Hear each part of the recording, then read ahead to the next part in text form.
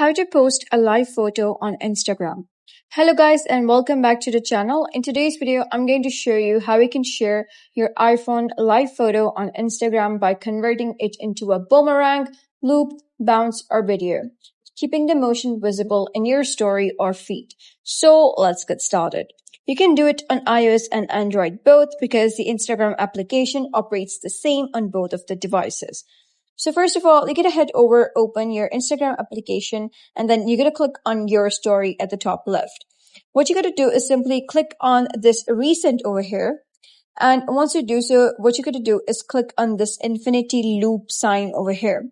So this is basically the boomerang.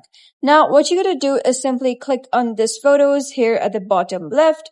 And here, you're going to select the image that you wish to upload as a live photo. For example, I'm going to click on this over here.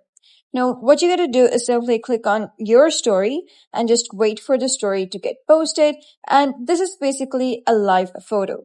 Now, if I'm going to go back to my gallery, here I can see it is a live photo. So basically, when you upload a photo from Boomerang on Instagram, it would just automatically convert it into a live photo if the photo is live.